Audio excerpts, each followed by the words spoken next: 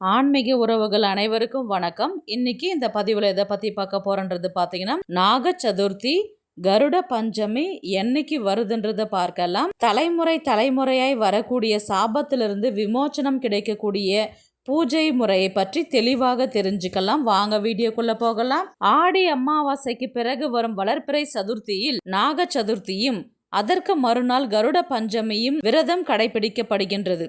இந்த விரதம் நாகதோஷம் அல்லது சர்பதோஷத்தில் இருந்து விடுபட கடைபிடிக்கப்படும் மிக முக்கியமான விரதம். இந்த நாள்ல நாக தேவதை கருடாழ்வார் 2 தெய்வங்களையும் வழிபடுவதால் அனைத்து விதமான தோஷங்கள் பாவங்கள் விலகும். ஆடி மாதம் வளர்ப்பிறை நாக சதுர்த்தியில் விரதம் இருந்தால் தங்கள் கணவரின் நலனுக்காகவும் பிள்ளைகளின் நலனுக்காகவும் பெண்கள் மேற்கொள்ளும் விரதம். நாக சதுர்த்தி அன்று காலை விரதம் இருந்து பாம்பு புற்றுக்கு பால் ஊற்றி துள்ளு மாவு படைத்து பிரார்த்தனை செய்வார்கள். கடக நட்சத்திரத்தில் இருக்கும் சந்திரன் மகம் மற்றும் பூர நட்சத்திரத்தில் ஆடி அமாவாசைக்கு பிறகு வரும் வளர்ப்பிறையில் வரும் நாக சதுர்த்தி என்பது நாகர்களை வழிபடுவதற்கும் கருட பஞ்சமி என்பது கருடனை வழிபடுவதற்கும் உரிய நாளாக கருதப்படுகின்றது. நாக சதுர்த்தி மற்றும் கருட பஞ்சமியில் குறிப்பாக யார் விரதம் இருக்கலாம்? எல்லாருமே இருக்கலாம். ஆனால் குறிப்பாக இந்த பிரச்சனை இருக்கிறவங்க இருந்தாங்கன்னா இந்த நாளில் அந்த பிரச்சனைகள் முற்றிலும் நீங்கும்.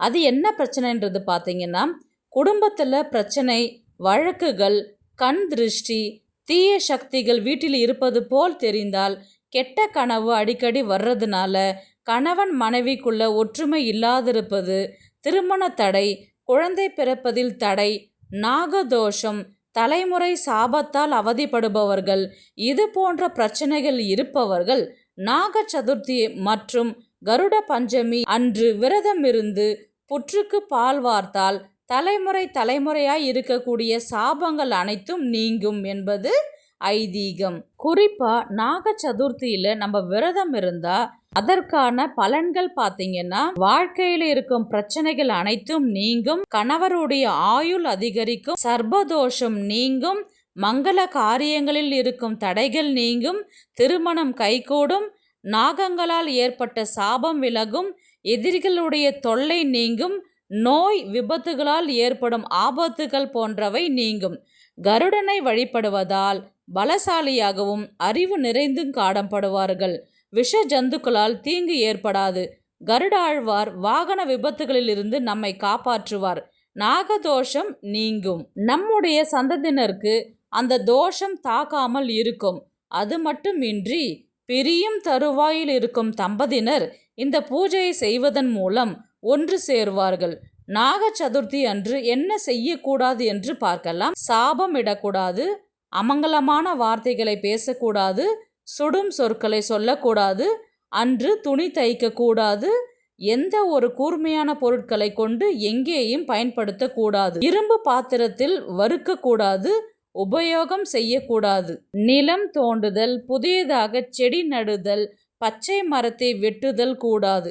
இது எல்லாமே நாக தேவதைகளை அவமதிப்பதாகும். கருட பஞ்சமி அன்னைக்கு வளர்ப்பிறை இருக்கிறதுனால பஞ்சமி அப்படின்னு சொன்னாலே நம்ம வராகி அம்மனை நினைச்சு அன்னைக்கு பூஜை செய்தோமே ஆனால் நம்மளுடைய அனைத்து பிரச்சனைகளும் நீங்கும், எப்பேற்பட்ட நோயும் நீங்கும், நம்மளுடைய வாழ்க்கையில் இருக்கிற கஷ்டங்கள் அனைத்துமே விலகும். அன்னைக்கு அம்மனுக்கு பார்த்தீங்கன்னா மாலை நேரத்தில் நீங்கள் தீபம் ஏற்றி வழிபடும் பொழுது வராகி அம்மனுடைய அருள் பரிபூர்ணமாக நமக்கு கிடைக்கும். முதல்ல நம்ம நாக சதுர்த்தி பற்றி முழுசா விவரமா தெரிஞ்சுக்கலாம். பாம்பு என்றாலே படை நடுங்கும். அதே போல பாம்பு கிரகங்களான ராகு மற்றும் கேது தோஷம் போன்ற தோஷங்கள் அமைந்தால் திருமண தடை, காரிய தடைகள் ஏற்படும். இந்த தோஷம் விலக நாக சதுர்த்தி நாளில் விரதம் இருந்து நாகரை வழிபட தோஷங்கள் விலகி நல்வழி பிறக்கும் நம்முடைய வாழ்வு. நாகதோஷம் நம் சந்ததியினர் எவர் ஒருவர் செய்திருந்தாலும் தெரிந்தும் தெரியாமல் செய்த பாவத்திற்கு பரிகாரம் தேட இந்த நாக சதுர்த்தியில் வழிபடுவது சிறப்பு. கருட பஞ்சமியும் நாக சதுர்த்தியும் என்னைக்கு வருது என்று பார்க்கலாம். ஆகஸ்ட் மாதம் 16ஆம் தேதி ஞாயிற்றுக்கிழமை நாக சதுர்த்தி வருகின்றது. ஆகஸ்ட் மாதம் 17ஆம் தேதி திங்கட்கிழமை அன்று கருட பஞ்சமி வருகின்றது. நாக சதுர்த்தி ஆரம்பிக்கும் நேரம் பார்த்தீங்கன்னா ஆகஸ்ட் 15ஆம் தேதி சனிக்கிழமை மாலை 5:29 மணிக்கு தொடங்கி முடியும் நாள் ஆகஸ்ட் 16ஆம் தேதி ஞாயிற்றுக்கிழமை மாலை 4:53 மணிக்கு முடிகின்றது. கருட பஞ்சமி திதி ஆரம்பிக்கும் நேரம் ஆகஸ்ட் மாதம் ஞாயிற்றுக்கிழமை 16ஆம் தேதி இரவு 8:16 ஆரம்பிக்கின்றது. முடியும் நாள் ஆகஸ்ட் 17ஆம் தேதி திங்கட்கிழமை அன்று இரவு 8:26 முடிகின்றது. புற்றுக்கு பால் வார்க்கும் நேரம் பார்த்தீங்கன்னா ராகு காலத்தில் தான் நம்ம புற்றுக்கு பால் ஊற்றணும். ஞாயிற்றுக்கிழமை 4:30 தான் ராகு காலம். அந்த நேரத்தை நீங்கள் பயன்படுத்தி புற்றுக்கு பால் வார்க்கலாம். நாக சதுர்த்தி அன்று கோவிலுக்கு சென்று வழிபடும் முறை பார்க்கலாம். அதிகாலை எழுந்து குளித்துவிட்டு நீர்நிலைகளில் அல்லது கரையோரங்களில் ஆலய வளாகங்களில் உள்ள கல்லால் ஆன நாகத்துக்கு பால் ஊற்றி அபிஷேகம் செய்ய வேண்டும். சிலைக்கு பார்த்தீங்கன்னா ஃபர்ஸ்ட் நம்ம பால் அபிஷேகம் செய்யலாம். அடுத்தது மஞ்சள், குங்குமம், பன்னீர் அபிஷேகம் செய்யலாம். செஞ்சு முடிச்சதுக்கு அப்புறம் நம்ம தண்ணி நல்லா ஊற்றி அலம்பிட்டு மஞ்சளை நல்லா குழைச்சிட்டு நம்ம அந்த சிலை மேலே முழுவதுமாக பூசி விட்டு ஒற்றைப்படையில முடிகிற மாதிரி குங்குமம் வச்சு முடிச்சுட்டு நாகலிங்கம் பூ அல்லது வாசனை மலர்கள், தாழம்பூ பூ கிடைச்சா வைங்க. அப்படி இல்லைன்னா நம்ம நார்மலாக ரோஜா பூ, சாமந்தி பூ எது கிடைக்குதோ உங்களுக்கு அதை நீங்கள் வச்சுக்கலாம். அதுக்கப்புறம் நீங்கள் தீப தூப ஆராதனைகள் செய்து முடித்து கொள்ளலாம். நெய்வேத்தியமாக வெற்றிலை பாக்கு, பழம் வைக்கலாம். அல்லது வெல்லம் சேர்த்த எள்ளு பொடி, முளை கட்டிய பச்சை பயிறு, பசும்பால், துள்ளு மாவு உங்ககிட்ட எது இருக்குதோ அன்னைக்கு ஏதாவது ஒன்று செஞ்சு கொண்டு போய் கோவிலில் இருக்கிற நாகத்துக்கு நீங்கள் நெய்வேத்தியமாக ஏதாவது ஒன்று வைக்கலாம். பிறகு பூஜையை நிறைவு செய்து கொள்ளலாம். புற்றுக்கு பால் ஊற்றும் பொழுது முட்டை வைக்கிற பழக்கம் இருந்தால் அந்த கோவிலில் நீங்கள் வைங்க. அப்படி இல்லைன்னா நீங்கள் பால் மட்டும் ஊற்றிட்டு வரலாம். பிறகு புற்று ஒற்றைப்படையில் நீங்கள் சுற்றிட்டு கோவிலில் கொஞ்ச நேரம் அமர்ந்துட்டு அதுக்கப்புறம் நீங்கள் வீட்டுக்கு வரலாம். நாக சதுர்த்தி அன்று சதுர்த்தியானது விநாயகருக்கான தினமாகவும் கொண்டாடப்படுவதனால அன்று விநாயகரை வழிபட்டுட்டு தீப தூப ஆராதனைகள் செய்துட்டு ஒரு நெய் விளக்கு ஏற்றிட்டு வெத்தலை பாக்கு, பழம் நெய்வேத்தியமாக படைச்சா ரொம்பவே சிறப்பானது. நாக சதுர்த்தியை நம்ம எப்படி வீட்டில் வழிபாடு செய்யலாம் என்று பார்க்கலாம். வீட்டில் இருக்கக்கூடிய பூஜை அறை எல்லாமே சுத்தம் பண்ணிட்டு ஃபோட்டோஸ்க்கு எல்லாமே புதுசாக போட்டு குங்குமம், மஞ்சள் குங்குமம் வச்சுட்டு பூவெல்லாம் போட்டுட்டு அதுக்கப்புறம் பார்த்திங்கன்னா சர்ப உருவம் நம்ம வெளியில் நம்ம மஞ்சள் பொடியில் வரைவாங்க.